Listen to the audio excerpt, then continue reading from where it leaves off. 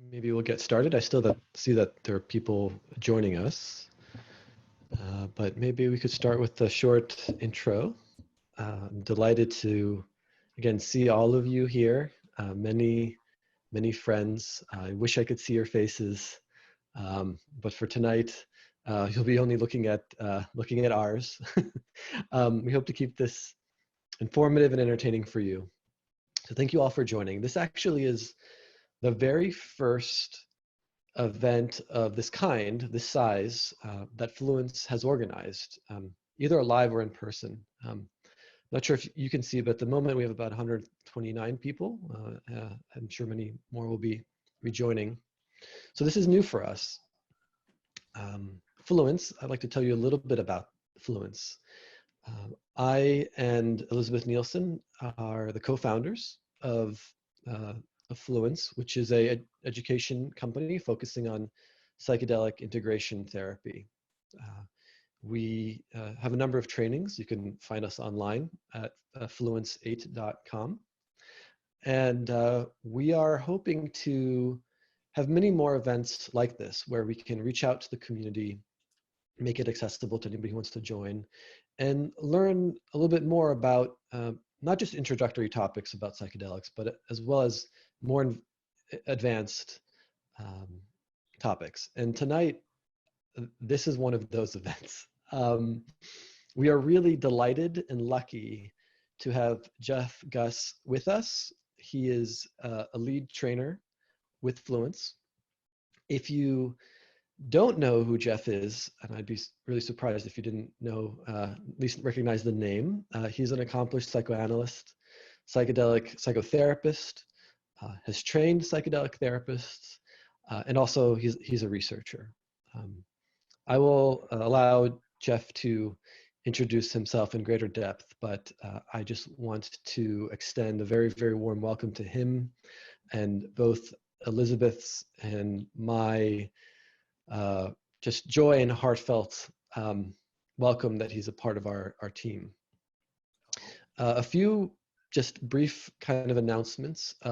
One is that since this is the first time that we're doing something like this, we will be sending out a survey at the end of or after the event.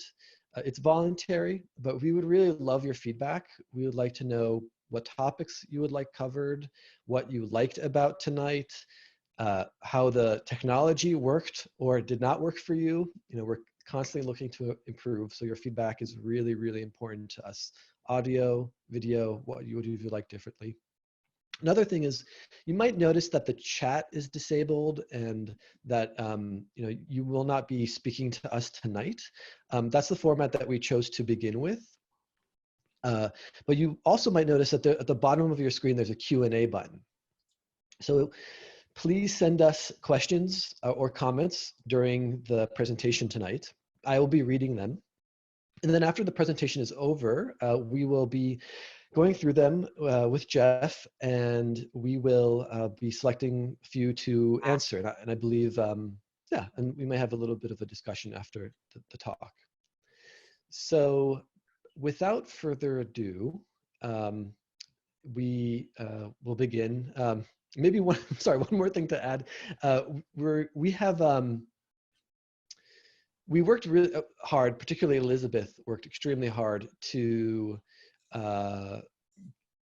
apply for a 501c3 fund to be able to accept donations to support therapists or mental health providers who work with underserved populations or who themselves come from diverse backgrounds or low socioeconomic statuses, can't necessarily afford our training fees. We have a fund where we want to help people get access to our training so that they can help others. Currently, we don't have an active link to that. That isn't live. That's something that just we got permission for a few days ago. This is just hot off the press. But it is something that if it's something that you would like to support, we will be sending out information on how to do that in the future. So something that we're really excited to share with everybody. So again, thank you for listening to me and your time, and I will pass this on to Jeff. Take it away. Thank you. Thank you, Ingmar and Elizabeth. Is my sound coming through loud and clear? It is.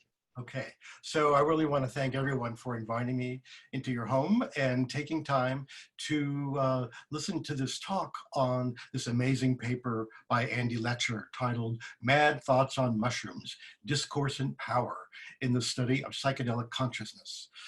This paper is from 2007, and when I first read it, I got very excited, and I'm still excited about this paper because I think it has so much to teach us about how we think, how we talk, how we spend money, what we've learned, what we need to know about psychedelics and psychedelic research and psychedelic consciousness. I'm not going to read you the list of the things that I've done. I'm just going to point out that while I've been involved in research at NYU for many years, as you can see, most of my credentials have to do with being a study therapist, a trainer, or a teacher of psychedelic therapy. Mostly I have been a study therapist and a trainer of study therapists, although I was a co-investigator with the NYU study on cancer-related anxiety. My main identity now is thinking about what psychedelic therapy is, how to help people learn how to do it, to train it, and what kinds of psychedelic therapy are most helpful, and really what is psychedelic therapy. And that's what I've been doing for about the past 12 years. And as part of that, I have taught this paper by Andy Letcher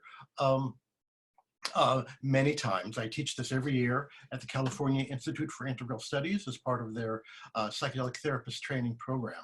But before going to talk about Andy and this paper, I just want to give a little bit of a shout out to Elizabeth and Ingmar, who are the co-founders and lead trainers of Fluence. They introduced themselves to you tonight. And they got their start with Andrew Tatarsky and the Center for Optimal Living, where they were the leaders, one in the series of leaders of the psychedelic continuing and education and continuing care program.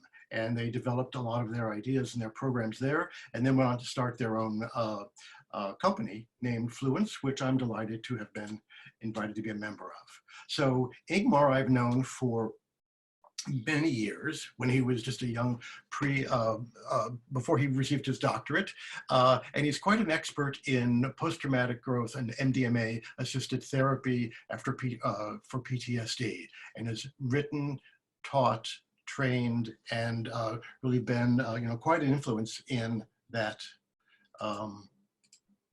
world. And an interesting fact about Ingmar is that he is Czech and has lived about half of his life in the Czech Republic, and went back and looked at the Czech psychiatrists that used LSD themselves as self-experimenters in the 1960s and 1970s, and published this very interesting paper about it, which we studied at NYU one year. I also want to introduce Elizabeth Nielsen, the co-founder and lead trainer.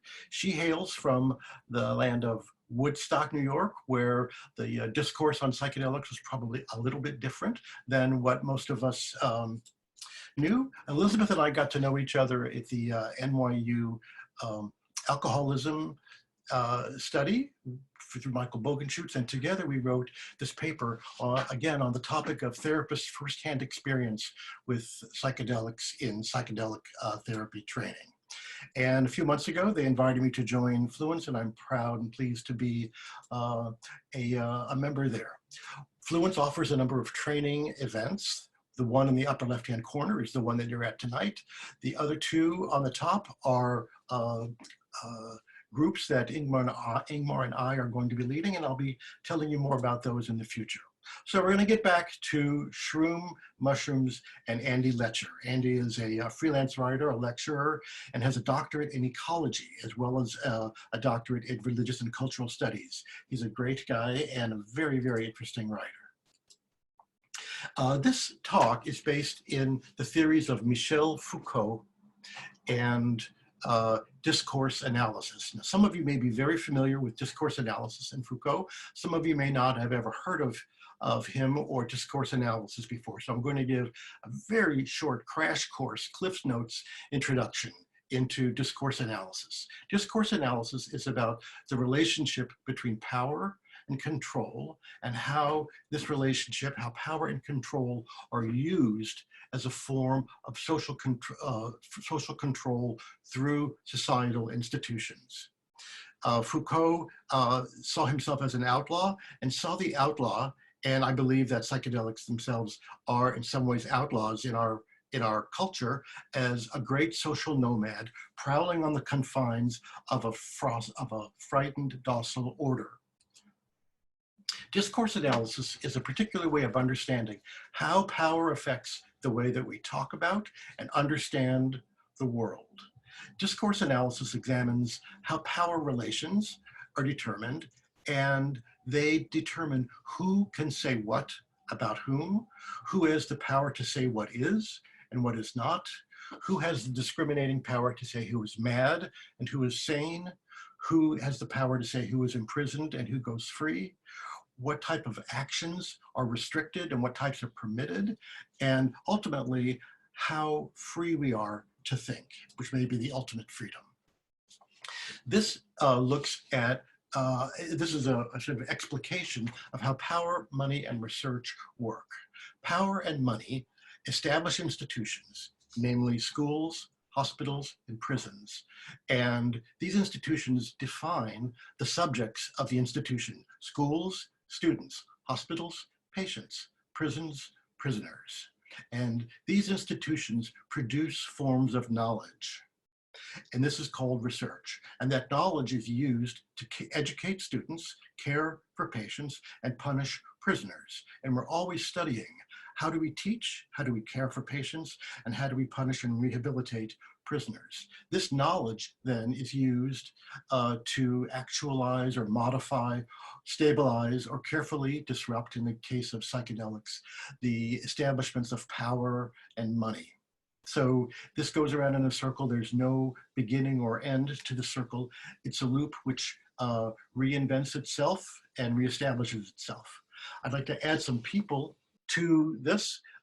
This just has to do with the study that I was involved in. In the upper right-hand corner, you can see many of my buddies and colleagues at NYU, Tony Bossis and Steve Ross at the top, Gabby Egan-Liebes, Cristiano Caglionci, Alex Belzer, and Tara Malone, and John Rutland. And these were the central figures in the NYU psilocybin-assisted therapy for cancer-related existential distress. The paper that was generated over about an 8-year period. It had private philanthropic funding. It produced knowledge. In the lower right-hand side, you can see the paper that we published about it, and it produced a particular kind of knowledge, which I'm going to go into in a good bit of detail. And on the left is an example of a graph, which I think shows a certain kind of discursive explanation. And this will lead to the FDA, we hope, if the evidence is there, carefully, thoughtfully disrupting the power that has kept psychedelics in Schedule 1. As you can see on the left, this is the federal schedule of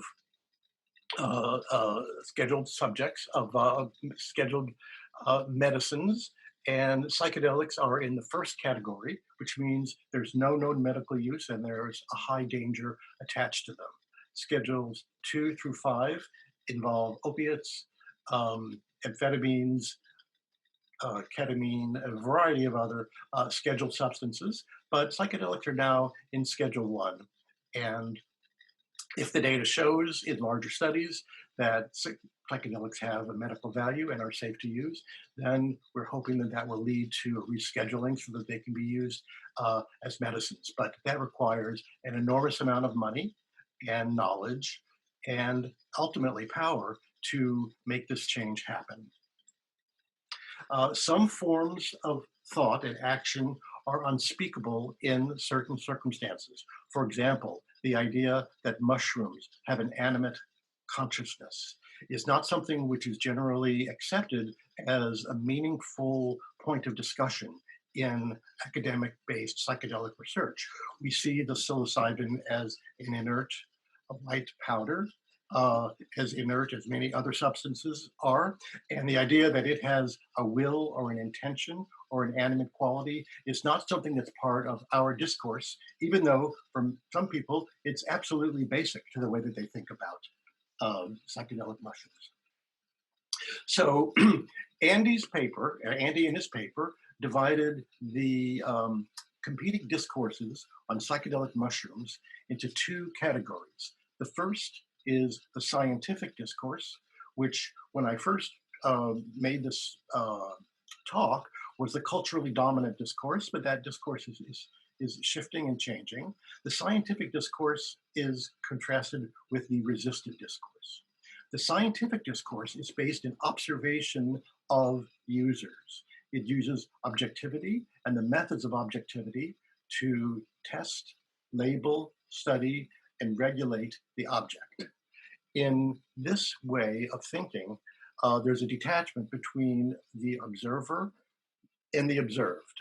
And in the scientific discourse, the observer is the person that determines the narrative. The people who ran the study were the ones who got to write the paper and decide what instruments were going to be used and how the responses gave meaning. There was a qualitative study done, one by Alex Belser, one by Cody Swift, and a large number of other people who contributed who sought firsthand reports, but that's a different kind of research than the scientific discourse. And I'm going to stay with a more double-blind, placebo-controlled model to speak about scientific research in this talk tonight. So we're going to look first at the gaze. The gaze is a Foucault idea. The gaze is the act of seeing and the power of the one gazing to define other individuals, groups, and the self. So the person who has the power to gaze and determine the other and tell the other who they are, what they are, and to define the gazer himself or herself is the one that writes the narrative. The authority to gaze is determined by socio-political power relations. And the authority to gaze privileges the one who's gazing to label, notice and dismiss, create the narrative, and bestow meaning. In the hands of the powerful, this is what determines knowledge. So this is a good example of how knowledge and power are inextricably interwoven, because the person with the power to gaze gets to say, we're going to look at this, we're not going to look at that. This is how we're going to look at this. These are the measures we're going to use. This is the important part. This is the not so important part. All of this is a reflection of power and contributes very mightily to the knowledge that is generated. So the male erotic gaze looks, it presumes the privilege to look, it judges, it categorizes, and it desires, and it leads to objectification of the one who is gazed upon. Now, of course, the male erotic gaze is not only directed towards women, it is sometimes directed towards men, but it carries the same privilege of looking and judging and desiring and thinking that one might possess the person that you're gazing at. The female gaze, on the other hand, is much more difficult to define, much more difficult to really speak about in a pithy way, like I'm trying to do now. And this is a generalization, which I generally don't like to do, but one might say the female gaze looks, shares privileges, notices and includes, but does not seek to dominate in the way that the male gaze does. And it is particularly challenging to try to define what the female gaze is and what an erotic female gaze is, because it may not lead to objectification of the one gazed upon. So we're now going to move from the erotic gaze and to the penal gaze. This is something that Foucault wrote a very, very interesting book called Discipline and Punish. What we're looking at here is called a panopticon. It was invented in 1870 by a social theorist, Jeremy Bentham. And this picture that you're looking at with light streaming in is actually not the way that a panopticon worked. Each one of these cells did not have a window or light, but it had a solid wall. The person inside was under scrutiny, under observation by those in the tower. Those in the tower could look and interpret, make judgments, and discipline based on what they saw. The person who was in the cell did not know whether they were going to be looked at and had no voice in how the information was constructed and with the narrative that was being written about them. So this is a particularly devilish form of subjugation in which every behavior that you engage in is watched, observed by somebody who is gathering information and deciding what you do, what you do means, and giving it a coherent story that serves the power structure. So it's the way that knowledge is generated in order to support and reinforce the power in the situation. Now we're going to move on to the medical gaze. In the medical gaze, the doctor looks, gathers information, and assembles it with information that is already possessed by the gazer. This leads to categorization of the one who is gazed upon. For example, when I was in medical school and in psychiatric residency, we learned to diagnose someone. It's something that is done to a person. You memorize the diagnostic criteria for a disorder. You interview the person to see which signs and symptoms of that disorder are present, and you try to make the best fit that you can. So what you ignore, what you emphasize, how you put things together is based in information that you already have acquired. So you learn the categories, and then you proceed to try to fit people into the categories that you've already established. So you can hear how someone is seen is quite restricted by the person who's looking at them and what categories are already existing in their mind for saying what that person's behavior means. The medical gaze, the doctor and nurse practitioners and nurses, and anybody who works in the medical health services engage in dividing practices.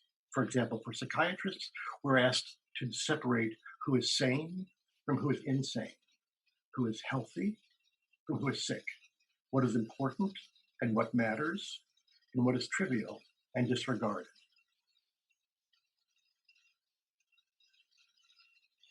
Big Pharma has a gaze and a discursive opinion about medications versus psychoactive plants. Medications are produced by pharmaceutical products. They are the product generally of multinational corporations. They're administered by doctors and nurses to treat diseases. Patients are ideally good and compliant, steady consumers. The medication is easy to take, convenient, and expensive.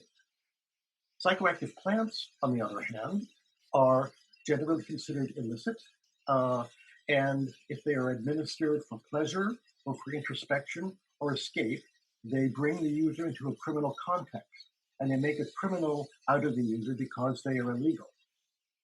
This can attract risk takers, and it excludes law-abiders from accessing these substances. They are harder to take and less convenient. They may make you vomit, they may give you a headache, you may have to go out into the woods and find them, you may have to go look for cow dung to find them. On the other hand, they're free if you know where to look for them. So medications come from corporations, and these mushrooms come from spores and decomposing organic matter. Again, this is a repetition of the material that I read in a previous slide, but it shows the discrepancy between Adderall, Ritalin, Focalid, and Vyvanse, all of which are ADHD medications that are widely used in a setting that is also considered to be a drug-free school zone. So which drugs are prohibited and which drugs are encouraged, all are parts of the discursive process of generating knowledge and power. Okay? So this is a discursive event that happened in 1620 when Spanish explorers from the Catholic Church arrived in the New World. They discovered people working with peyote. And quickly, the Inquisition declared that the use of peyote is condemned as opposed to the purity and integrity of our holy Catholic faith. We order that no person of whatever rank or social condition can make use of the herb, and such disobedient and recalcitrant persons are suspected of heresy to the Holy Catholic faith. So here we can see people came to the New World, they saw what was going on, put the knowledge together in a way that, put what they observed together in a way that reflected the power that they held and the beliefs that they held, and used this to generate forms of knowledge. So if you're a self-administerer, you acquire an identity as a drug abuser. If you don't have ADHD, and you take Adderall, if you have ADHD and you take Adderall, you're a patient. If you don't have it, you're an abuser. If you experience pleasure from your Adderall and you have ADHD, then it's a problem that has to be solved somehow. If you're a self-administrator, you become a deviant component of society and identified as a potential target, the war on drugs, which can lead to social exclusion, prison, financial ruin, especially if you're a person of color.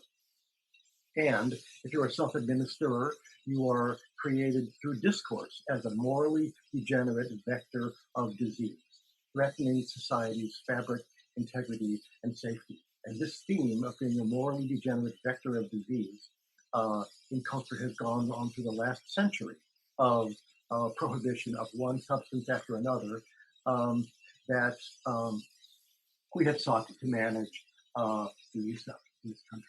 So the three dominant scientific discourses on psychedelic mushrooms: the pathological, the psychological, and the prohibition. And this is true, of course, not only for psychedelic mushrooms, but also for LSD, peyote, salvia divinorum, ayahuasca, iboga, MDMA, and others. The pathological discourse, and this is exactly what I read and was taught in my early experiences in my psychiatric residency, is that the accidental or intentional introduction of mushrooms into the body produces a disease, intoxication, and possibly permanent psychosis. It is treated with emetics and cathartics and being told to avoid the substance. And what happens, the toxic hallucinations are constructed. The knowledge that was made of them is that this is an organic brain syndrome or a kind of delirium. The cause is the disruption of a normally functioning brain, an excitation or derangement of nerves by the mushroom. And so this is the neuroscientific or traditional psychiatric discourse. And this is what many people who trained in psychiatry were taught for years. The pathological discourse produces certain forms of knowledge. Here we have the famous spiderweb experiment that was done by NASA in 1995, and we'll get a better look at these spider webs. But I think many of us remember seeing these deranged spider webs, laughing at the fact that caffeine looked particularly deranged, and comparing these poorly formed webs to the normal ones, which is on the right. And I think most of us of a certain age will remember the Partnership for a Drug-Free America, which compared drug use to an egg frying in a hot skillet. So the pathological discourse is that you have a normal brain, it's disturbed by the mushroom, and that phenomenon has no particular meaning except possibly fostering empathy on the psychiatrist's part with what it's like to be psychotic. Individuals who ingest mushrooms are certainly risking their mental health and possibly their somatic health, and that the effect of mushrooms is to impair, derange, and otherwise interfere with the normally functioning body. And this is the position of the pathological discourse. Next, we're going to switch to the psychological discourse, which is quite different, but still carries with it significant authority and power discrepancy between the person who gives the mushroom and the person who, or the psilocybin or the LSD, and the person who takes it.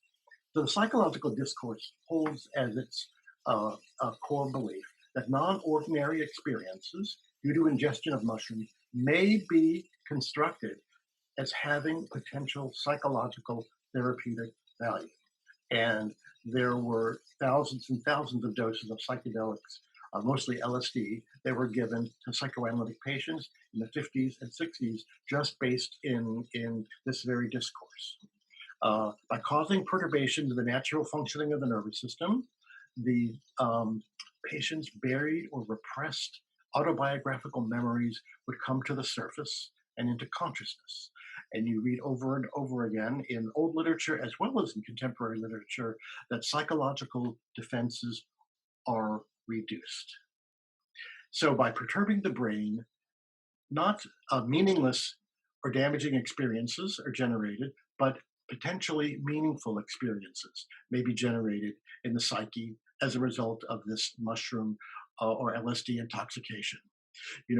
Freud wrote about dreams possibly being the royal road to the unconscious, and some have suggested that psychedelic medicines may function as a superhighway to the unconscious, leading to a deeper self that is either obscured or hidden in normal consciousness. So what is revealed is found and experienced exclusively inside the mind of the user. It is the doctor that administers the drug and interprets what happens.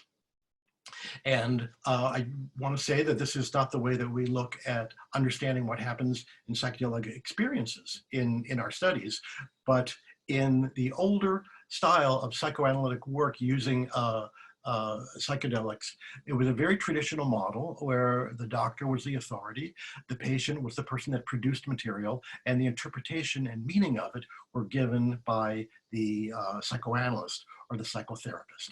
And again, this work often had metaphors of depth, going into deep places in the unconscious.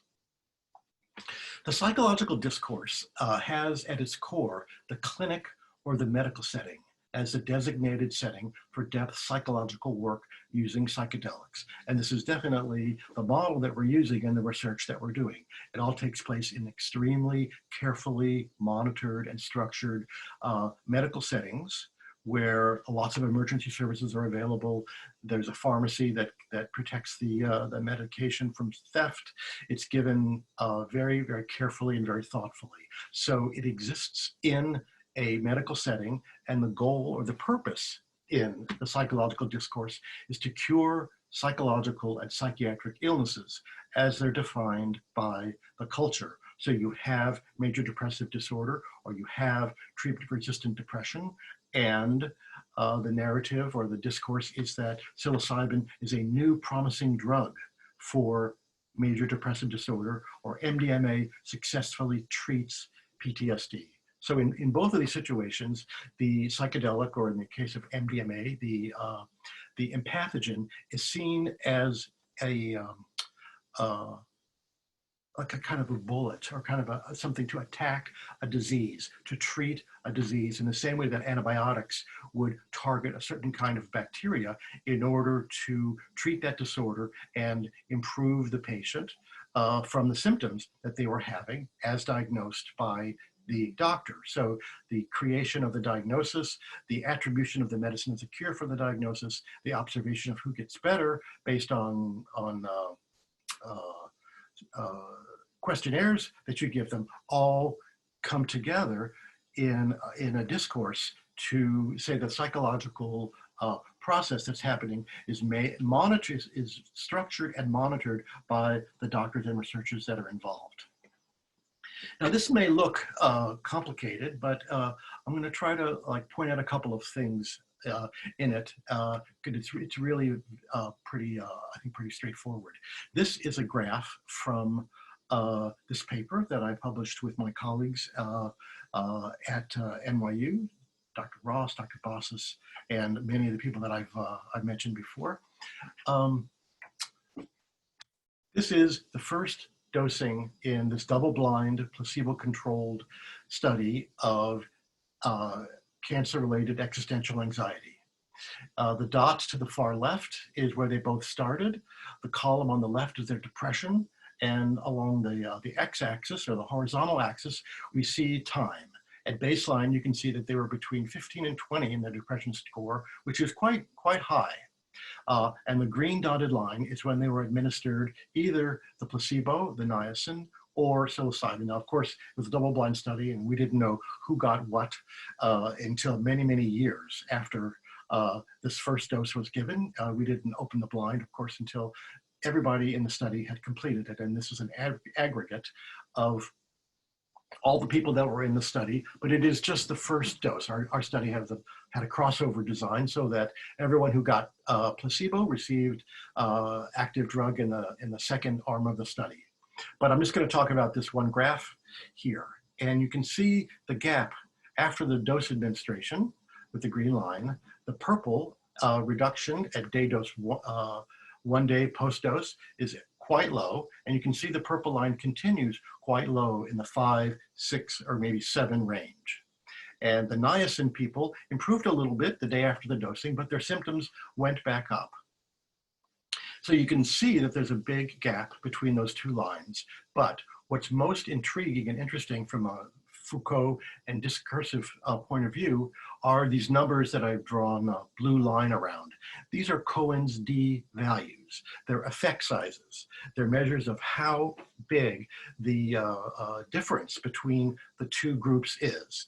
Now, Cohen's D of 2.2 is considered small, medium is 0.5, and 0.8 is considered large. So you can see at 1 day post dose 1, the Cohen's D value was 1.39. 2 weeks post dose 1, 1.46. And 7 week post dose, 1.3. Oh, I cut that number off, but it was you know, in the 1.3 range. So you can see that these are huge effect sizes. And this is a good example of how graphics can be used to create the discourse. You know, if a patient had said, I felt much less anxiety and much less depression, it would not be as impressive as when the knowledge is gathered in this particular form and presented with this particular form. This is an effect of discourse and the way that knowledge was created. The knowledge was created in order to graph it in just this way. And then the graph gives this very visual representation. And those 3 asterisks, those are you know, measures of how unlikely this is to have happened by chance. So not only is there a huge difference, but the likelihood that it happened by chance, which, you know, theoretically is possible, is very low. That's what those asterisks mean. So I'm going to move on to talk about another visual representation of data from this study. This is a depiction of the Pankey-Richards Mystical Experiences Questionnaire scores. And there are 7 different points on the Mystical Experiences score, but I'm only you know, showing evidence from 2 or 3 of them, but all of them are really quite similar in their findings. The mystical experience total, positive mood, transcendence of time and space, and ineffability. Let me turn that off. You would not think that such things as a mystical experience and transcendence of time and space would lend itself to graphic, hardcore data like this, but it was worked in such a way that it seems obvious. You can't miss these huge spikes in the psilocybin group and the very small impact in the niacin group. So again, we have a way that something that is really quite difficult to measure and quite difficult to represent and would be just pushed away if as something not that important in most scientific research. And it's measured and represented in a way that generates data that has a certain kind of power and knowledge. And I'm not saying this in any way to critique it in an unfavorable way.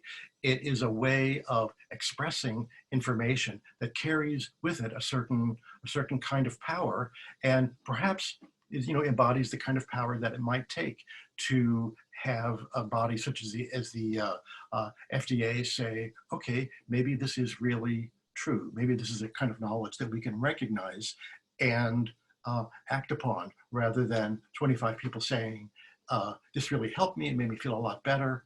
I wasn't harmed by it.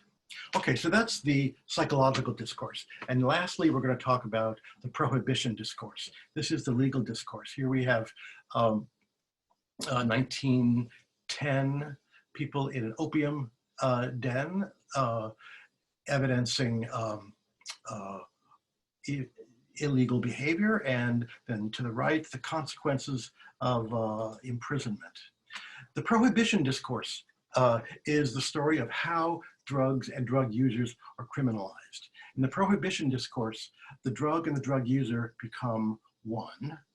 And again, it works through a number of forms of power and knowledge, but I think most insidiously through the moral panic, the Volstead Act, which said that it's the presence of alcohol in saloons and in our country that is bringing degradation and danger to this country. And the only direction that we can take towards a more moral culture is the prohibition of alcohol. Often alcohol and drug problems are conflated with racism, fear of degeneracy in our culture, and in particular fear of immigrants. In the 20s, Germans and then Irish as a threat to social structures. After prohibition was repealed in 1933, the marginalized groups that were conflated with drug use were the opium, Chinese, marijuana, and Mexican immigrants, and in the 60s, hippies and psychedelics. Danger to the, I think Richard Nixon famously said, Timothy Leary is the most dangerous man in America. So the prohibition discourse works through the federally sponsored war on drugs and drug users, and its primary action is criminalization, which creates a target for police, foreclosure, particularly on people of color and lower socioeconomic individuals, state theft, putting people in prison, especially people of color, and gives rise to smuggling, international cartels, and an alternate economy. So the prohibition discourse and the pathological discourse can reinforce one another.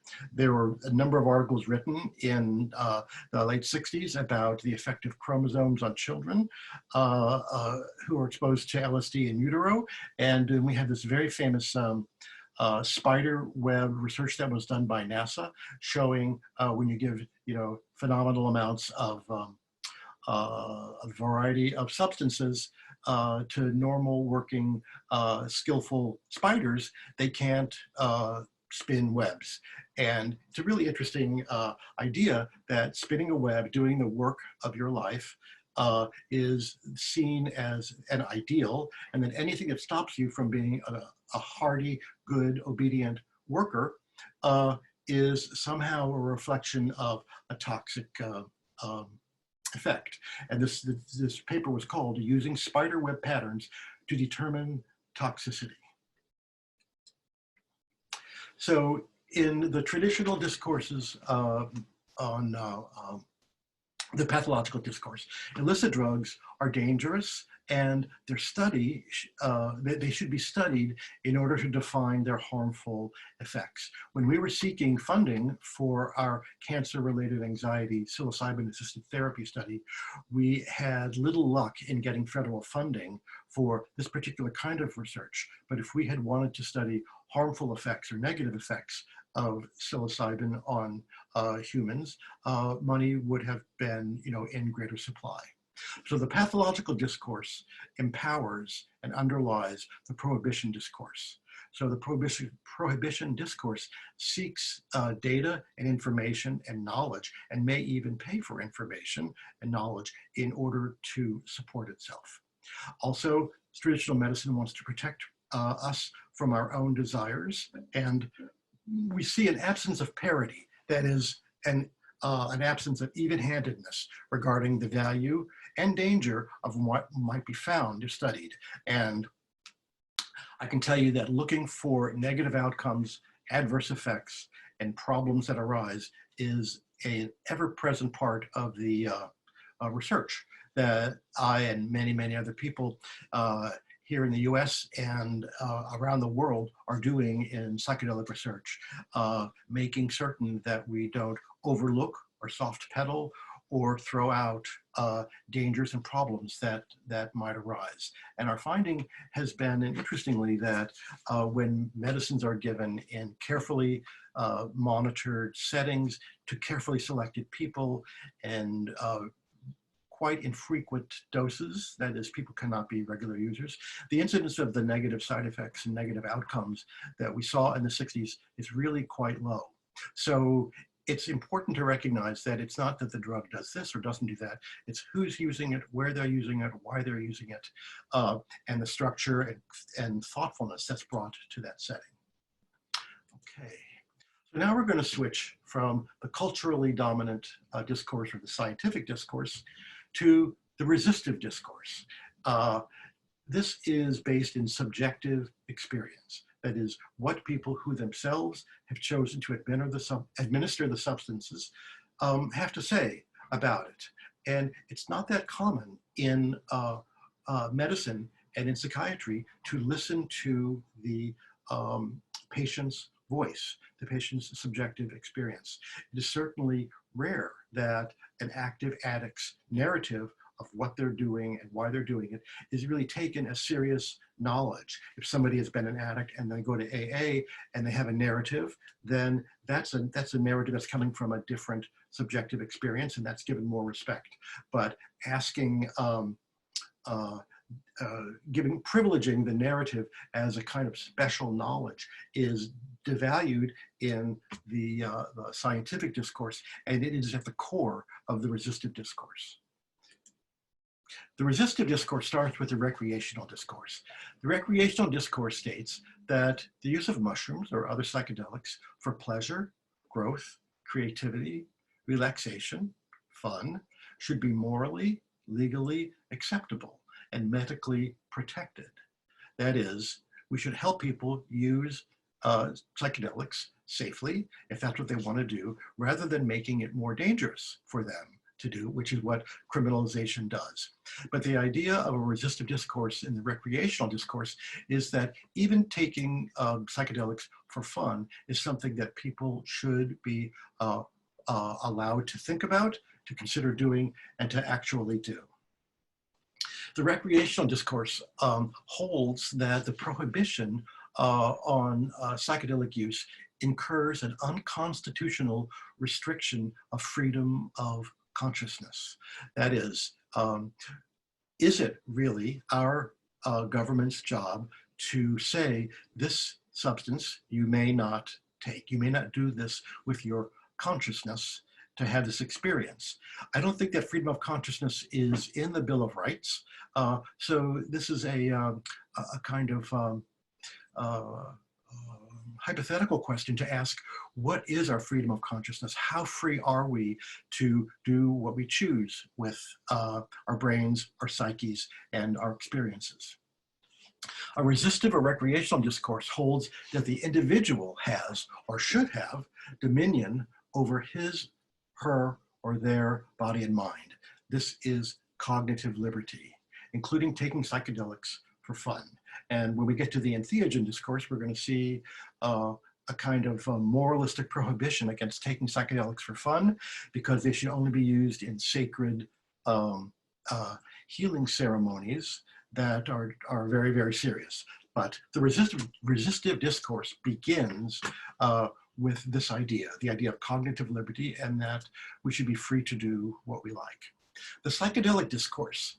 This is, there's considerable overlap between the psychedelic discourse and the psychological discourse in the scientific category, but there are some significant differences.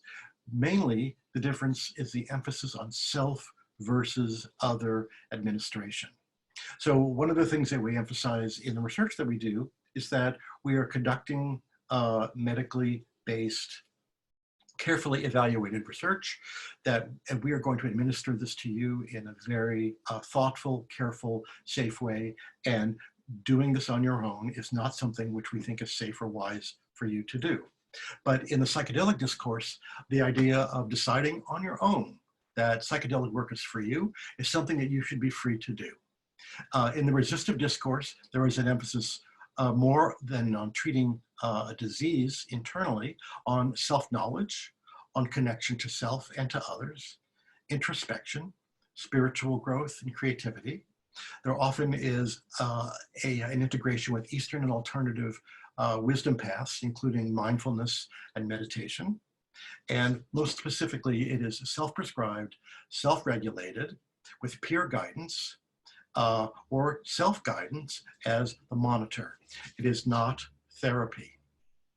So here we moved from the realm of the clinic and the realm of the doctor or the psychotherapist and psychoanalyst to a different discourse on what people learn from psychedelics, why they choose to do them or not choose to do them, and that the internal narrative is the narrative is generated internally, not by the person who is giving it to you.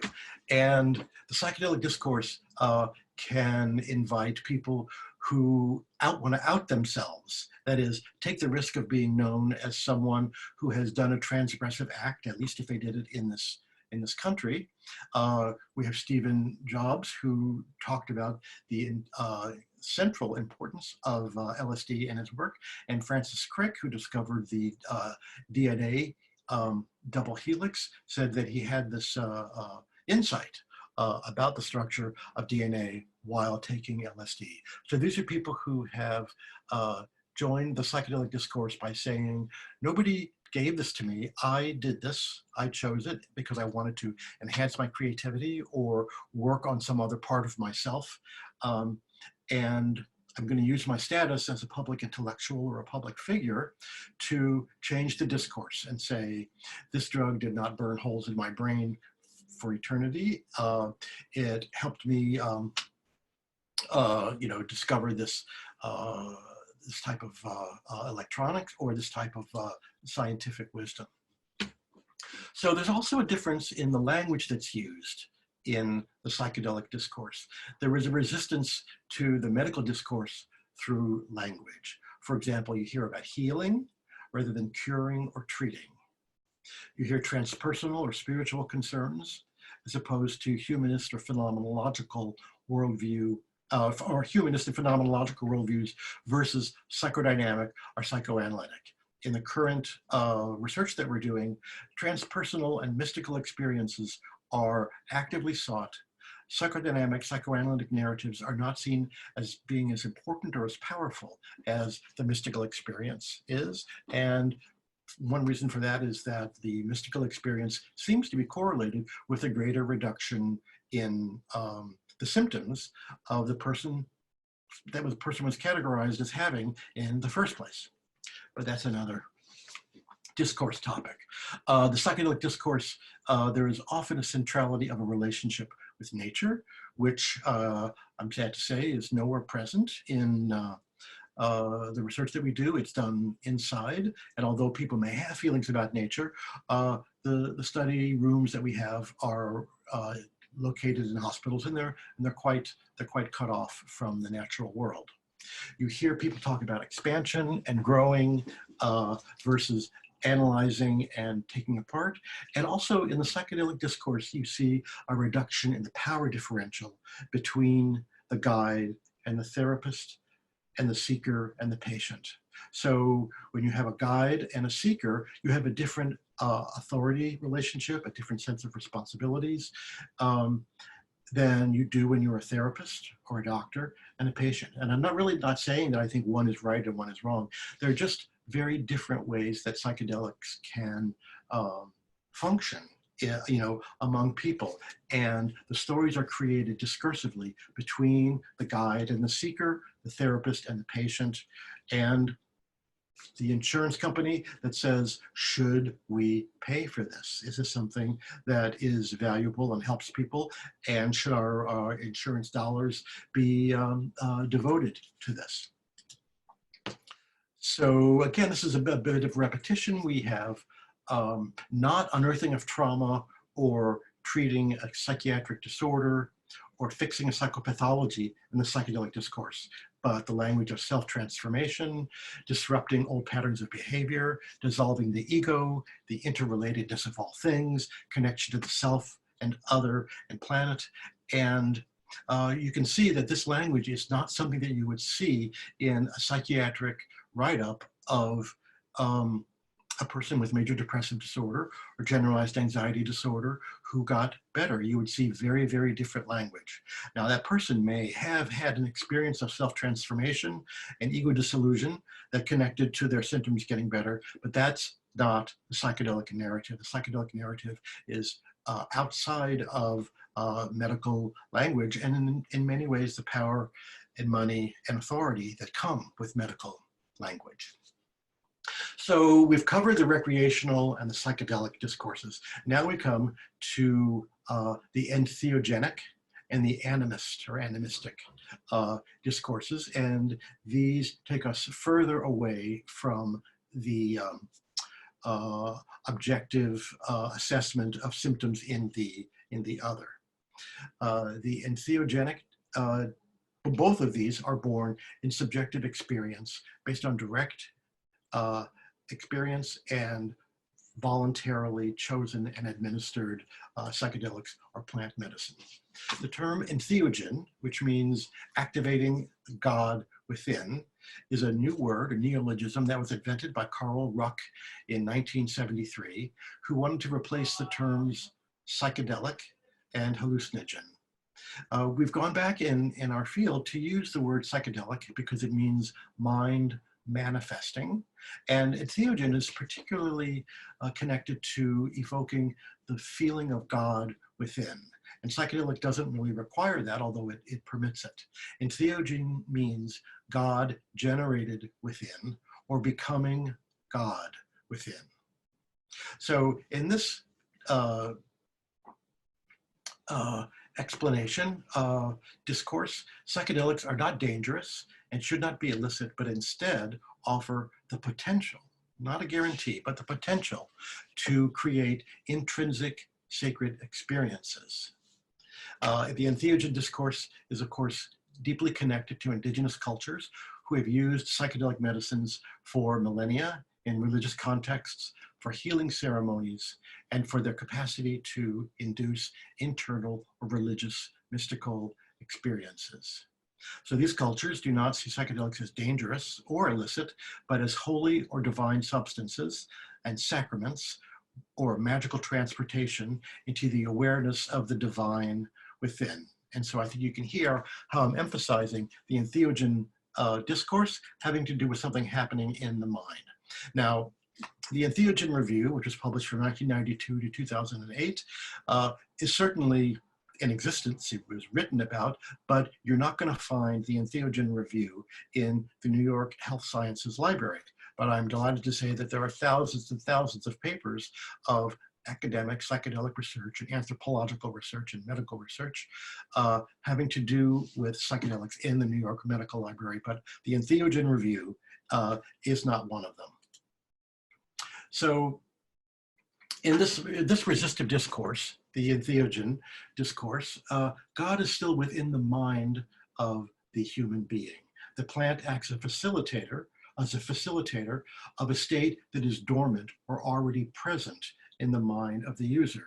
And this idea has been explored in temporal lobe epilepsy, where somebody is in an aura from a temporal lobe seizure, they may have a feeling of awe or sacredness or religious feeling. And so this is seen as an epiphenomenon of a seizure happening in the temporal lobe, rather than as something which is significant and meaningful in its own right. And there's an interesting book and really a field of medicine called neurotheology, which contends that we are wired to feel, see, hear, and experience the divine, but it is something that happens within us. So the next problem then, especially if the entheogen discourse says that recreational use is profane and is dangerous, and that only sacred use in a sacred setting with a recognized religion is wise and safe and legal.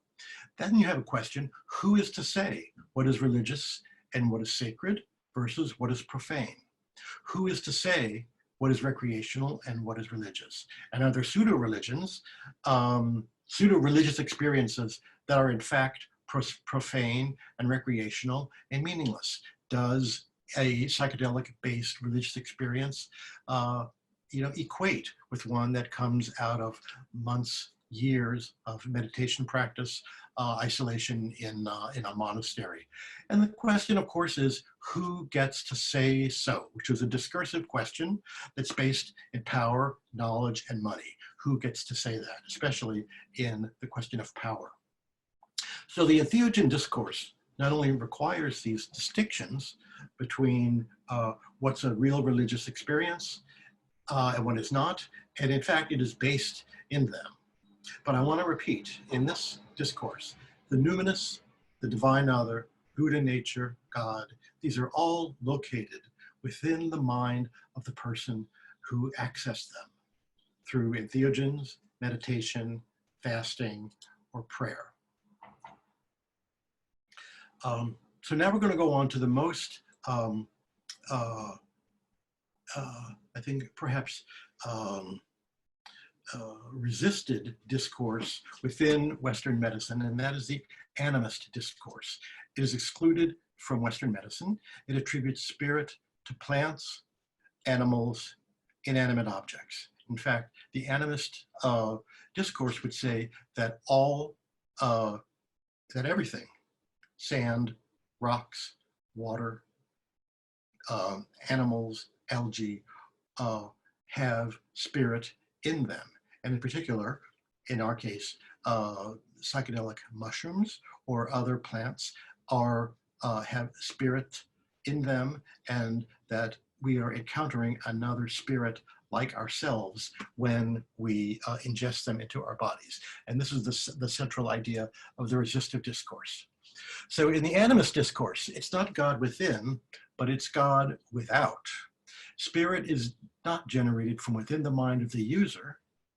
Instead, the psychedelic or the meditative practice, well, in this discourse, the spirit visits the user, comes to the user from outside, and is allowed to enter his or her mind through the use of psychedelics. So this is, of course, close to the entheogen discourse, but in some ways has this radical difference between them.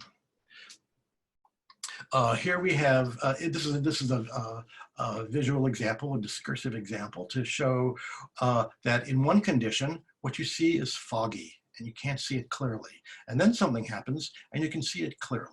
So perhaps the mushroom or the fungus allows the user to tune in to an external reality that cannot be otherwise perceived. So it allows the user to perceive an alternate reality. From Wikipedia and Andy's paper, theophany, a word I'd never heard before reading this paper. Theophany is the appearance of God to a human being, a divine foreclosure. For example, Moses and the burning bush, Joan of Arc hearing the voice of God telling her what to do. Both reported direct conversation with God, and we know well, of course, what happened to Joan of Arc for claiming that she herself, a country girl who refused to wear women's clothes and claimed to be hearing the direct voice of God, was considered to be heretical to the Catholic Church of her day. But her experience was of an unambiguous manifestation of God to her, to a man, a woman, or to spirit. And for people who experience this, there is no doubt that this is God revealing him, her, itself personally to them. And no amount of logic or persuasion will take away the experienced truth of this, this experience and this fact to this person that they had it. And further proof is unnecessary once it is experienced. You know, Carl Jung once famously said, "I don't need proof, I need because I have experiences." And this direct experience was all that was necessary to believe that something was true. But that is not a scientific form of knowledge. It's a different kind of knowledge. This is Maria Sabina, a Mexican curandera who worked with mushrooms. She claimed that mushrooms propelled, that mushrooms gave her all of her healing powers, and she learned them from the mushroom spirits. She considered them her little children or her saint children. So in this discourse, the mushrooms propel the healer into a realm of spirits that impart information.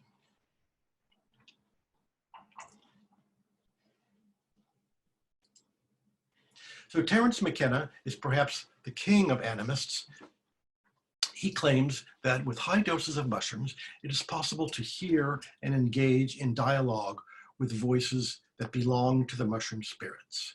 McKenna suggested that mushrooms desire a symbiotic relationship with humanity, in which noesis, or this internal sense of knowing, is exchanged for their ecological propagation. So the mushroom requires the nervous system of a mammal in order to fulfill its duty, and the human being requires the ingestion of the mushroom in order to receive the information.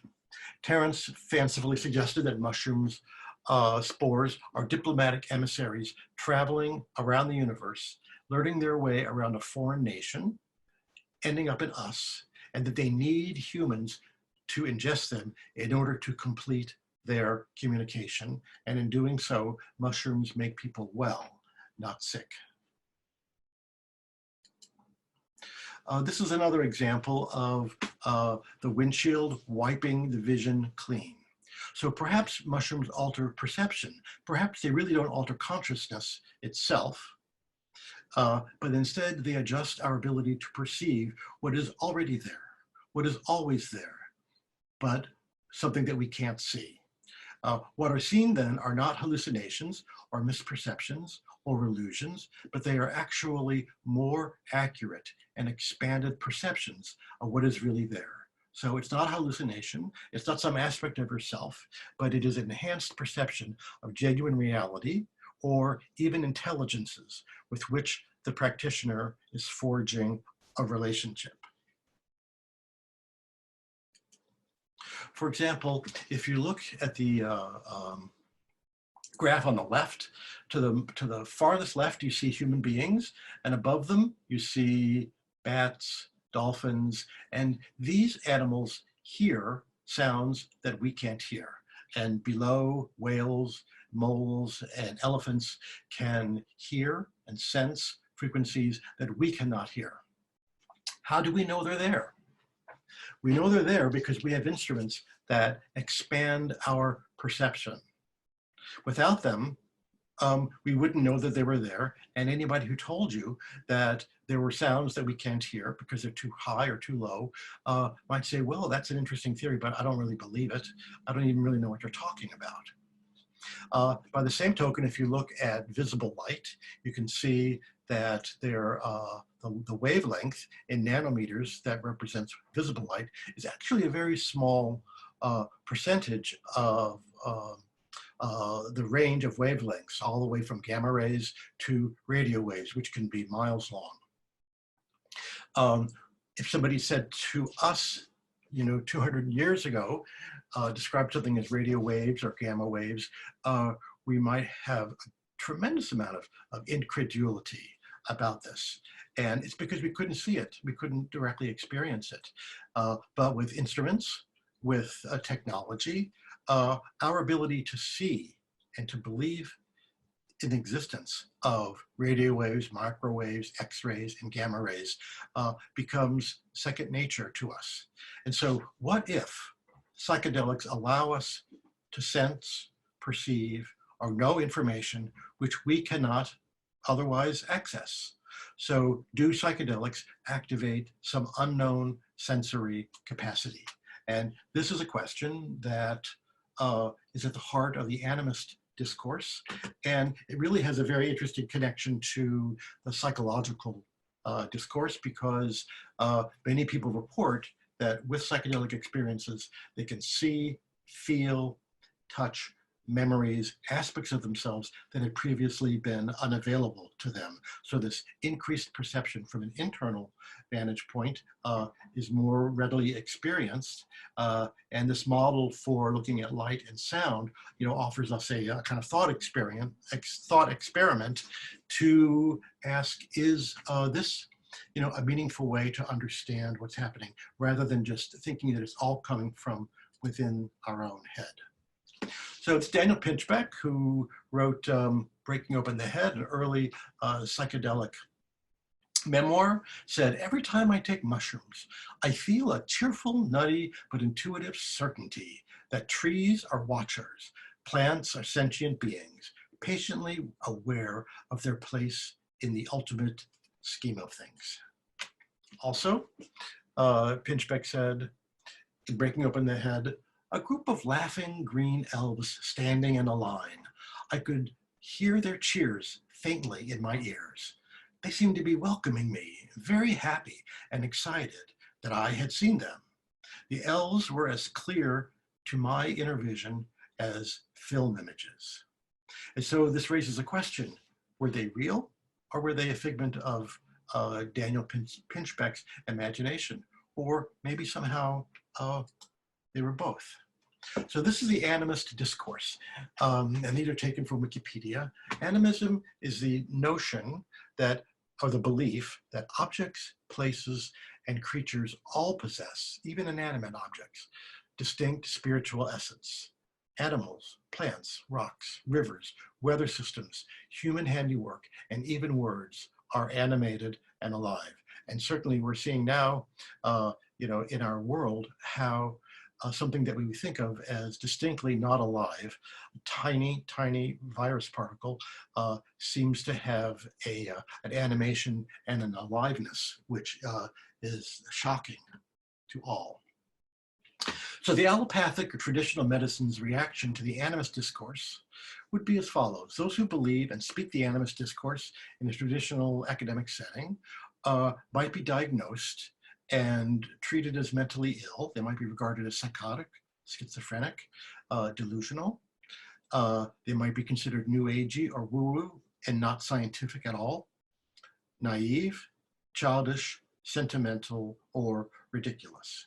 So the animist discourse is unlikely to be represented in psychedelic research studies, where the entheogen discourse actually has found a very comfortable place. So the God within and mysticism has clearly found a valid, recognized place in academic research. But the animist discourse is something which traditional medicine just doesn't really engage. And I bring this up because I, as a researcher, am steeped in this kind of research, but there are many, many people who work with psychedelics, both therapists and guides, shamans, who believe that the exclusion of the animist discourse is a grave disservice to human beings that take psychedelics and to the cultures that use them in ways that are so different from ours. So I want to close by coming back to this diagram about power and money.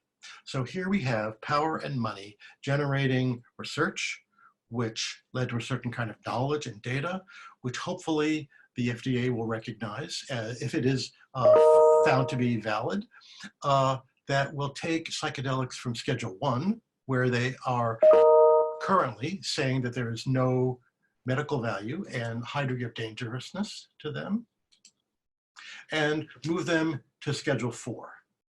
And on the right, I just wanted to have at least acknowledge that it isn't just NYU, of course, that is producing these forms of knowledge. We have the Imperial College, London, Johns Hopkins, MAPS, USONA, Compass Institute, Yale, University of Alabama, and University of California, San Francisco, and many, many others. I hope I haven't forgotten anybody, like an Academy Award speech I've forgotten to thank or recognize about this. This is something that is going on not just here in the States, but all around the world, to utilize power and money schools, and hospitals and other settings to produce forms of knowledge. And that knowledge now includes treating people with psychiatric illnesses, with psychedelic therapies, treating other kinds of patients with other kinds of people with psychedelics, perhaps long-term meditators to see the effect that psilocybin might have on them, but looking at psychedelic therapy, studying how best to do it, and training therapists. These are all topics around which we're generating knowledge, and that knowledge, the effect on psychiatric illnesses, what different approaches do differentially for different kinds of problems, and how to best train therapists, and what the best methods of psychedelic therapy are all forms of knowledge that we're generating, which again, we hope will restabilize after carefully disrupting the FDA's schedule for controlled substances. But what is missing from the discourse that I've just presented? Well, there's a lot missing from it. We have in the upper right-hand corner, Maria Sabina and indigenous cultures. Below, we have a representation of animism, the sense, the spirit of some kind of divine force that guides the shape, the curling, the beauty of this reptile's tail. On the lower left, we have an ayahuasca curandero whose brew and whose cosmology are not included in most research. So there's much of importance in the psychedelic discourse, at least at an academic research level, that is missing. And I didn't feel like I could give this presentation without acknowledging this and many other important issues around gender, inclusivity, ability, disability, queer studies, a long list of people and processes that are left out of the current academic research discourse, but something which we're all aware of and trying very hard to address. And another thing which is missing from this talk, which I haven't really talked about very much tonight, is what's happening to us, what's happening that is making us stay at home, and that is this microscopic particle that is transforming the world. And I struggled for a week or two to think about what I wanted to say about COVID-19 and its effect upon us as a culture, as a people, as a world. So I wrote some ideas that I'm going to share with you now. Most discourses regarding, there are many discourses around COVID-19, and COVID-19 and what it's doing to our planet is perfect for a Foucault-based analysis. And I'm sure that for decades, we're going to be deciphering the discourses on this virus. Who has money, who has power, who has knowledge, who's generating the knowledge, how the knowledge is being used, and where the money for more knowledge goes and how that is controlled, in very complicated reciprocal ways. But during the last week, I received numerous emails and a phone call from science writers who asked me about psychedelics and the immune system. And whether, they asked questions about MDMA and the immune system, and LSD and psychedelic mushrooms, whether they enhance the immune system or impaired it. And I think these are valid, important questions. But what I felt I could do, sincerely, was just to offer some papers that I looked up and found on Google Scholar and PubMed and sent them to these writers. That scientific immunological discourse is not the one that I would like to engage here. Instead, I'd like to speak to the mirroring that I see, a kind of reflexive process that I see between the psychedelic experience and our shared experience with COVID-19. During psychedelic sessions, you are invited, you are asked to look inward and face the truth about yourself and your relationship to yourself and the world. Near-death experiences sometimes occur, during psychedelic work. Not always. And sometimes this shows up as a shattering confrontation with your own mortality and your own truthfulness toward yourself. And a near-death experience or shattering confrontation with your own mortality, these have a way of putting self-honesty on the fast track. During our cancer anxiety research, we saw how a life-threatening experience like cancer, and in our work, the combination with psychedelic-based therapy can restore belief in the preciousness of life and clarify values that had been buried or forgotten amid so much busy work and busyness. Psychedelic medicines, at their best, are disruptive. They disrupt our patterns of thinking and behaving and feeling.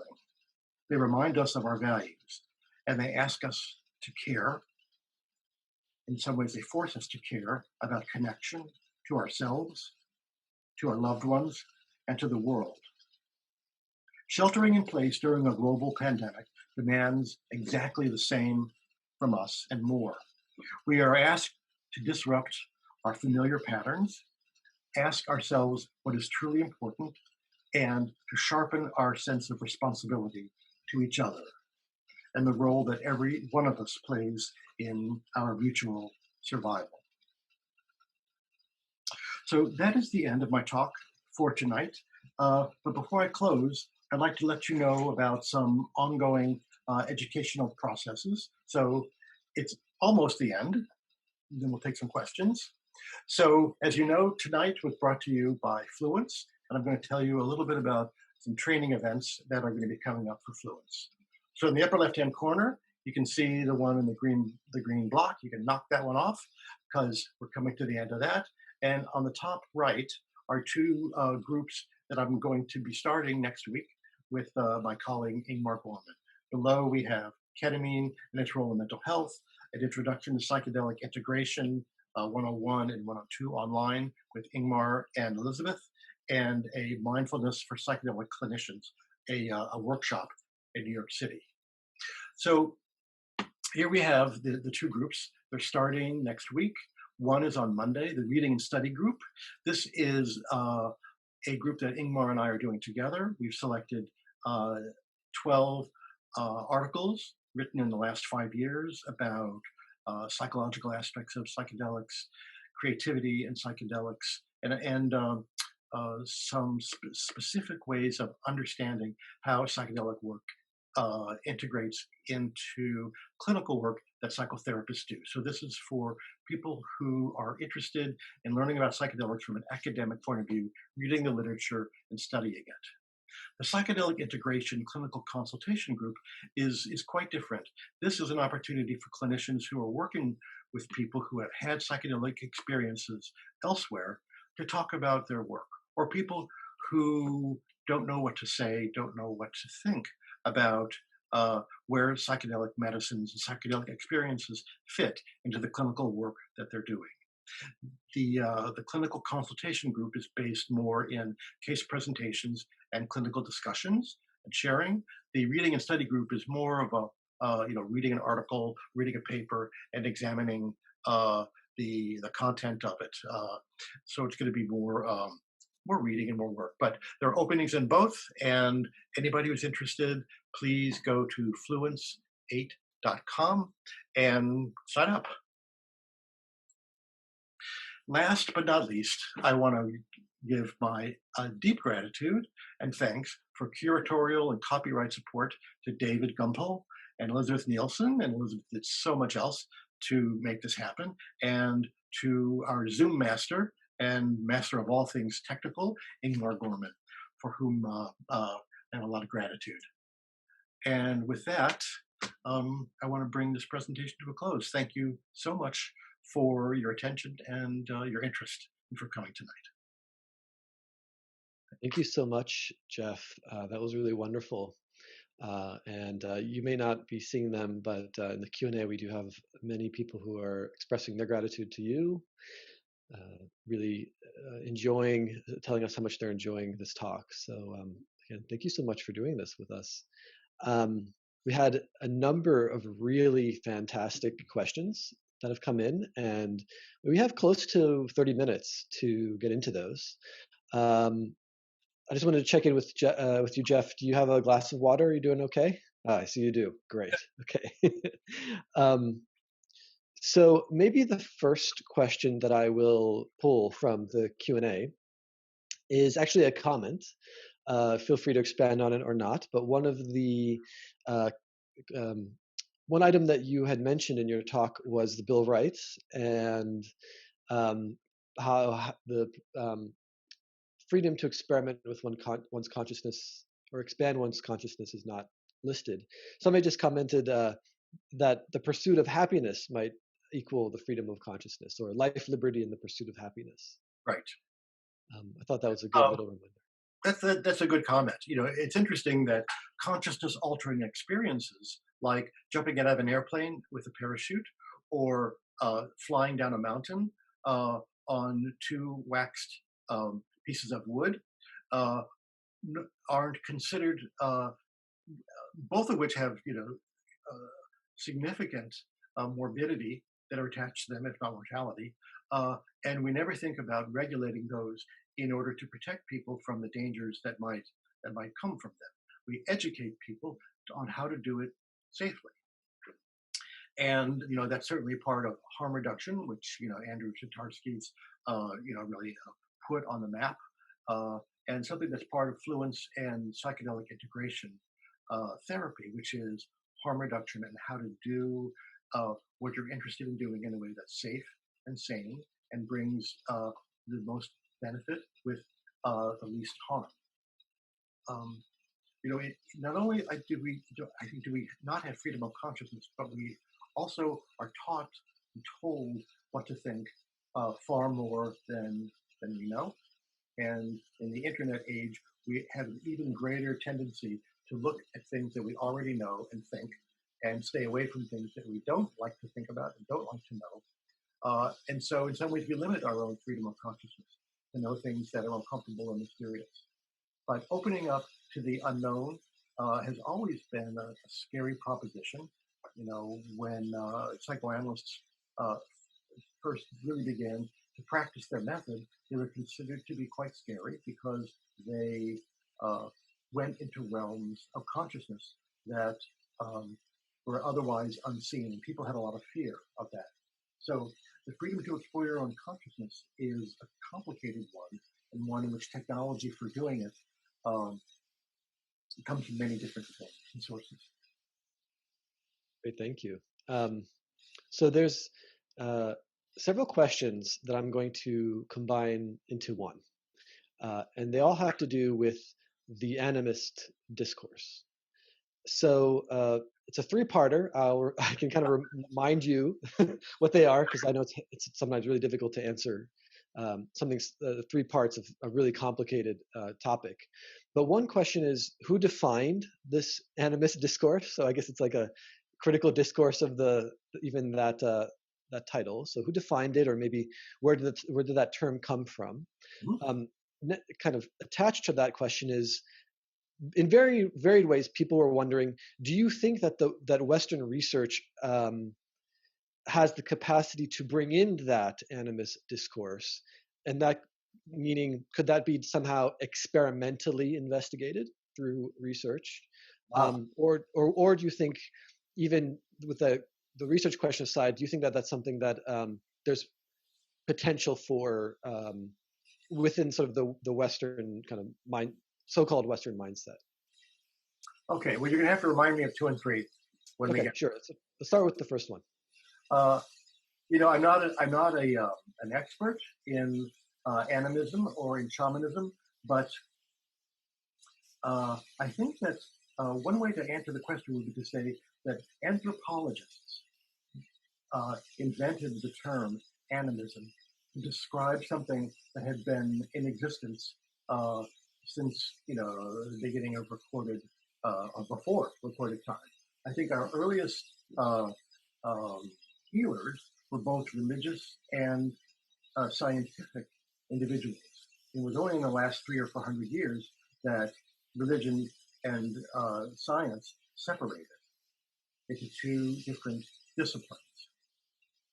So the earliest healers were shamans who believed in the spirit of nature, whose core idea was the existence of spirit in all things. And the idea that if it rained, it was because the weather spirits or the rain spirits were expressing themselves. And I think they might not have called themselves animists, but when anthropologists begin to study something, they try to find language to describe it. And I read an interesting article about the invention of shamanism as a term or as a category in the late 19th century to describe this phenomenon of the spirit healer that had been recorded in cultures throughout time all around the world. In about every culture, you'll find someone, a wise person, a person with a great deal of experience and wisdom, and who might be a little bit on the kooky side and a little bit on the fringe side, who has understood the way that the world works and the powerful forces that are all around us in a particular way. And attributing spirit to that is called animism. The idea that spirit is everywhere and that we have a relationship to it. And if we separate ourselves from our spirit nature, we're going to get into trouble. And if we think we control it, we're in trouble. And I think that we're seeing that we had no idea, or some people had an idea, but that as a world, we were woefully unprepared for something that an inanimate piece of protein could do to us. It didn't do it alone. It did it with us, with our own bodies. Now, is that a spirit infestation? Is that a spirit entry into us? Is there a spirit of COVID-19? That would be an animist idea, that there is a spirit in that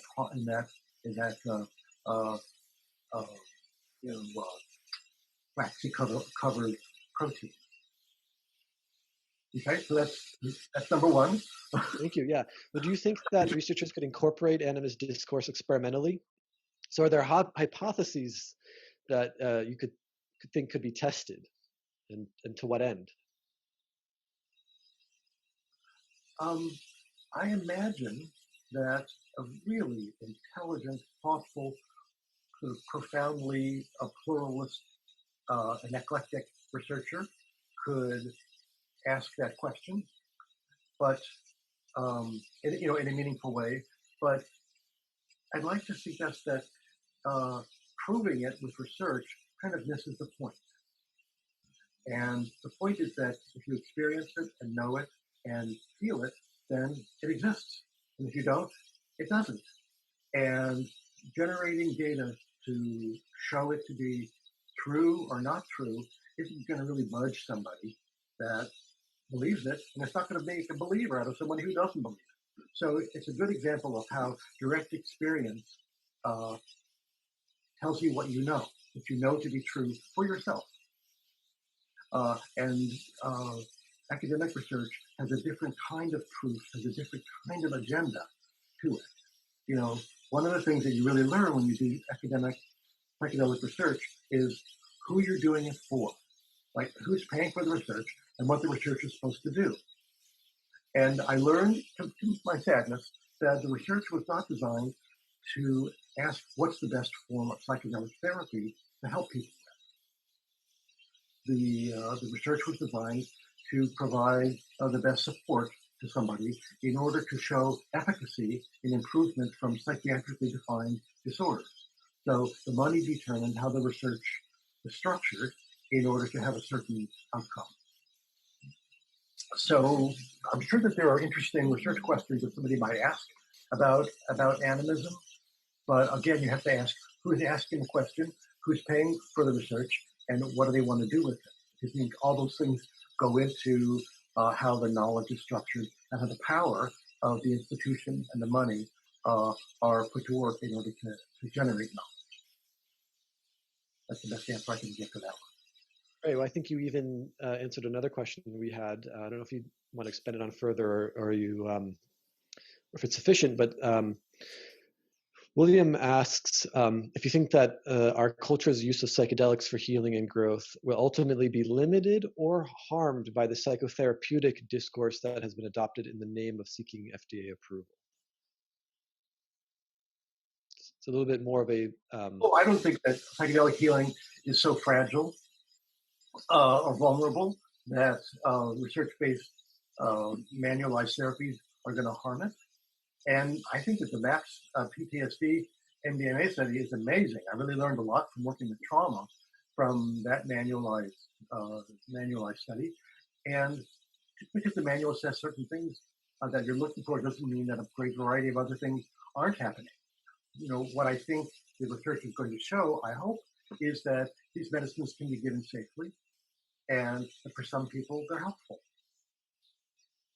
And that's, there's a variety of ways that we can imagine to help them more or help them less.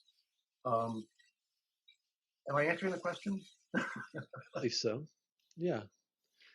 I don't think that the research that we're doing is going to harm the future of psychedelic therapy. I do worry that the effort to minimize the number of sessions and to provide it on like kind of a minimalist approach in order to save money is preventing us from asking what the best method is. And instead we're trying to find out what the least expensive and the least intervention model could be, which is not a way to define what's best.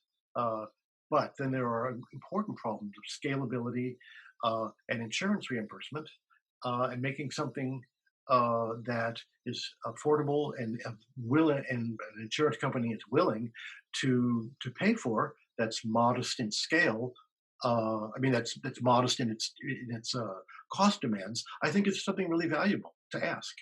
But psychoanalysis is, a uniquely valuable intervention. It's fantastically expensive, and it's been shown to be really effective for a lot of problems. But it's not scalable. It can't be done with a lot of people, and it's not fast. And psychedelic interventions tend to help people more quickly, and they also seem, for some people, to help others who have not been affected very deeply or only partially treated by our traditional methods. One of the things that I feel most strongly is that we're going to discover that many of the psychotherapeutic treatments that we do, manualized and other, are going to be enhanced by psychedelic addition to them. So we're going to see people who seem stuck, who seem lost in repetitive loops, who have gotten somewhat better but not very much better from psychosocial interventions. That the work deepens and that work becomes more profoundly transformative with the addition of psychedelic work to an existing therapy. I don't really like the idea that we're going to have psychedelic therapy stand alone, apart from the many, many other forms of treatment that have been studied and used for decades in psychiatry and psychology to help people.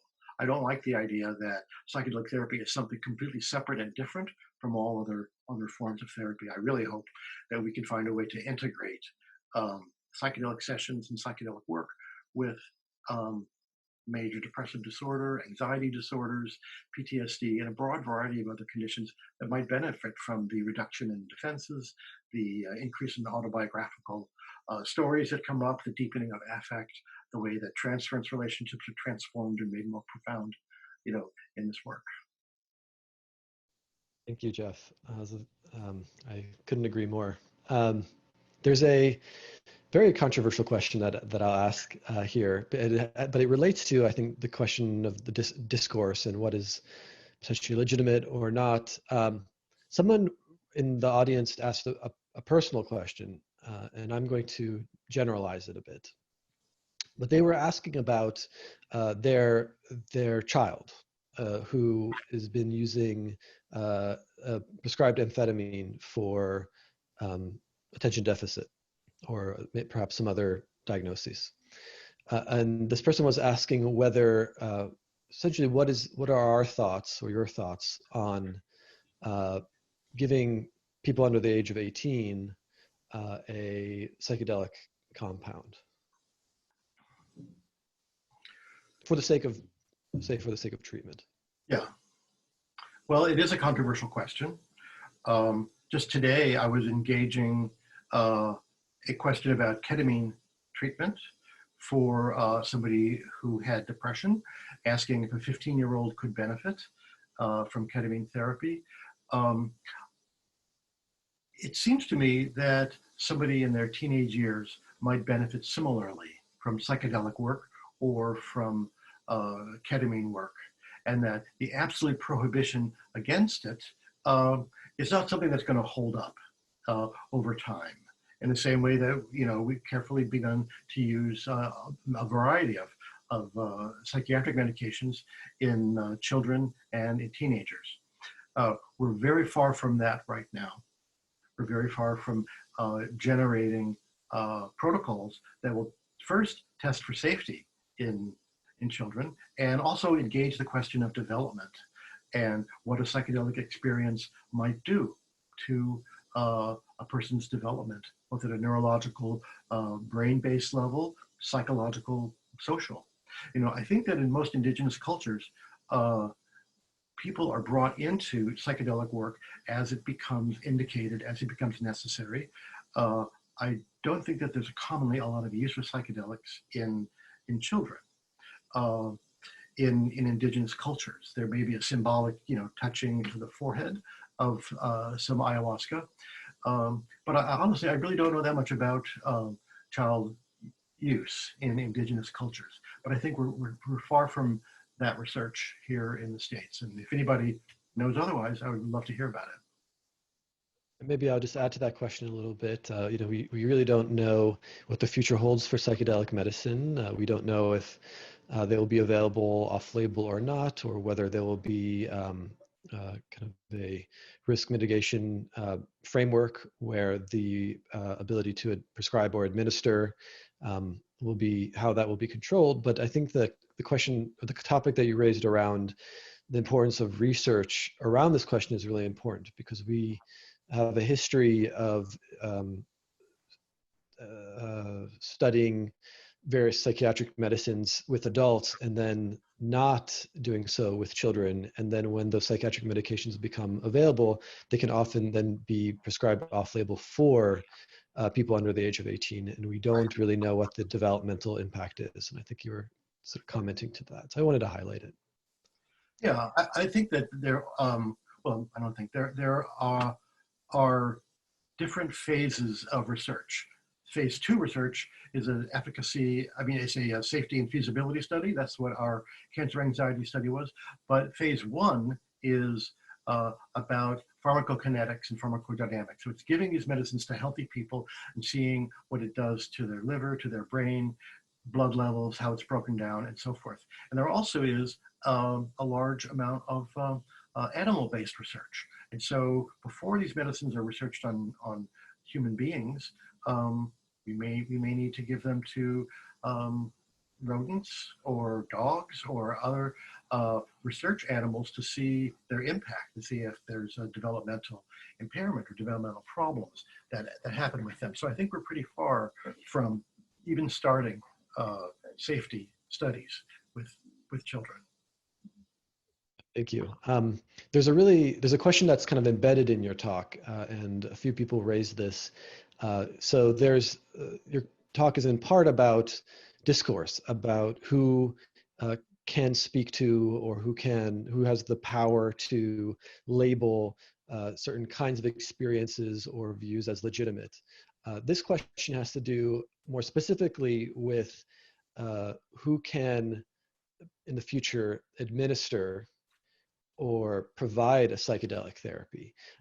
Could it be something that's not just done by licensed therapists, but by trained healers or coaches? If you could just speak to that. And this is more about your opinion as well as sort of what you see in the future. Yeah, this really is my opinion. There's a lot of discussion, a lot of people gathering to try to answer these questions and to try to create some kind of association that will create credentials and standards of practice for psychedelic therapy. And that is something which would be in the hands of people who are therapists, psychologists, psychiatrists, social workers, nurse practitioners, and a variety of other people who work with people in the healing arts or the mental health healing arts.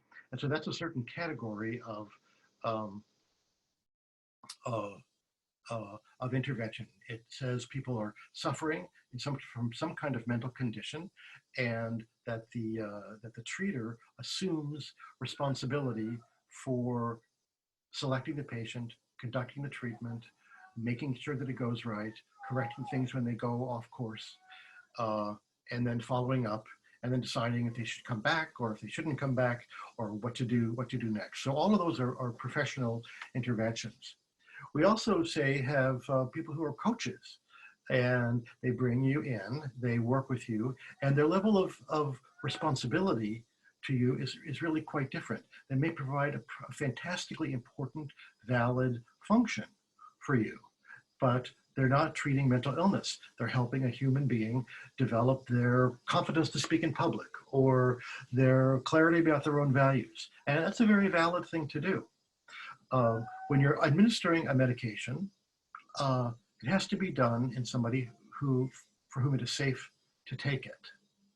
And in our studies, we have a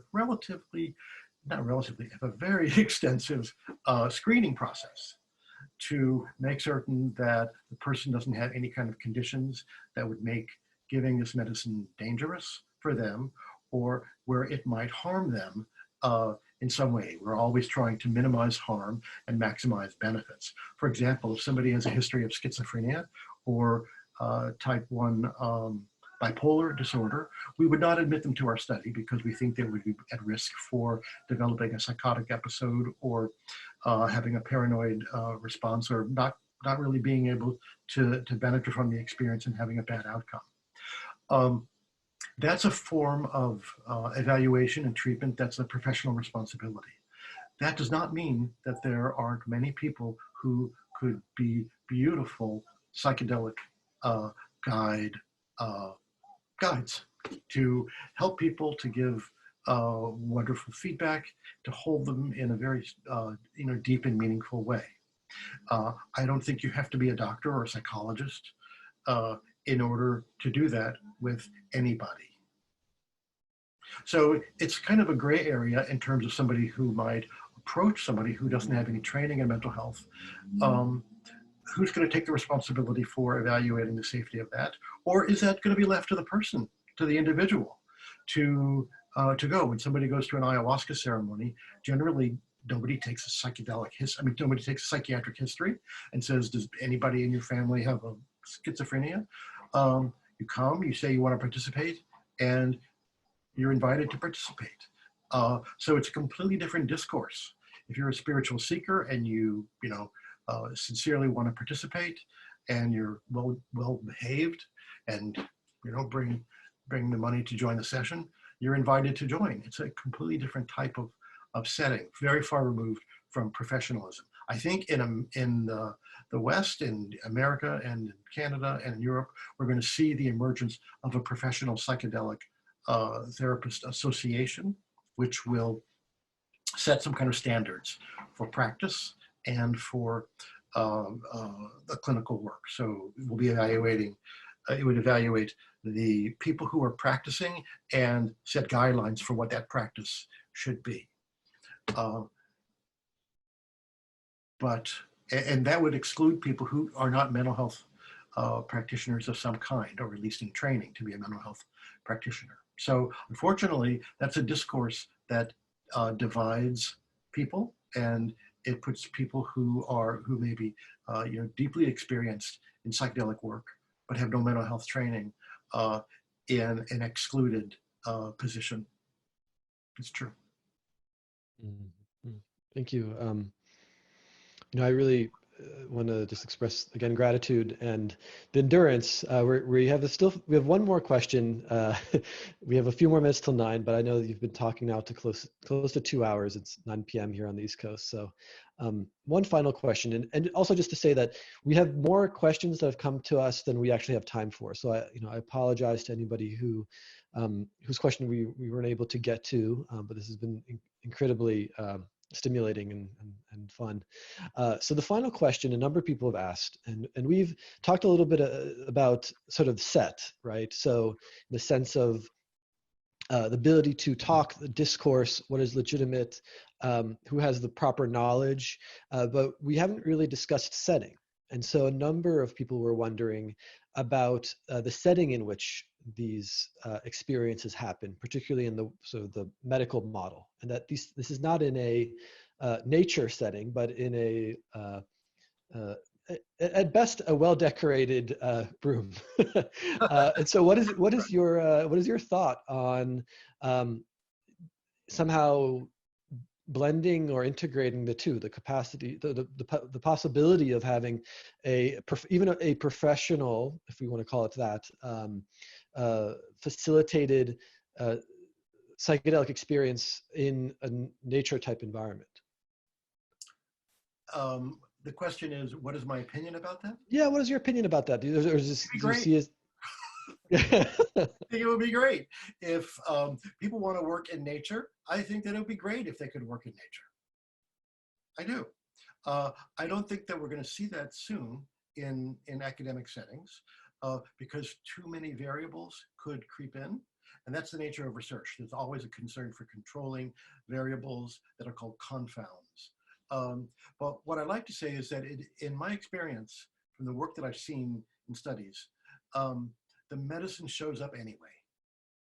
It may not be an ideal setting, but it's a good enough setting that it shows up and seems to have really profound impact on people, even though they're lying on a couch in a research unit. But this is all about what generates a certain kind of placebo-controlled, randomized clinical trial data. And I don't think that we're going to discover that that's the best way to give psychedelics. I think it's the best way to generate the kind of research data that produces a powerful impact in our culture. I think that people have been experiencing and experimenting with various settings for psychedelics for millennia. I mean, some people think that our use of a playlist, pre-recorded playlist, is really, really awful, and that all the music should be made in the room by the therapist or the shaman or the guide who's there, and that is responsive to what's happening in the room, instead of the same playlist being used for every single person that goes through the study. That is a scientific model, that keeping the playlist the same avoids a confound. And shaman or a therapist singing, making music, playing chimes, all of these could be, an intimate response to what's happening in the room. And that seems better to me. But it's not what we can do right now. Having a fixed playlist is, part of that model. That doesn't make it the best model, I think. Thank you, Jeff. I think that evoking Winnicott is a great way to end our evening. The note being that the research right now, the circumstances under which the work is happening is good enough, and I think that data is pending to show that is true. That the way that we're approaching this work and is good enough, and that it also points to a future where we can do greater optimization, hopefully be more flexible in terms of people's individual needs, the way that the treatment is provided, and the settings in which they're provided. It really speaks to a really exciting future. So I really want to thank you, Jeff, for your time.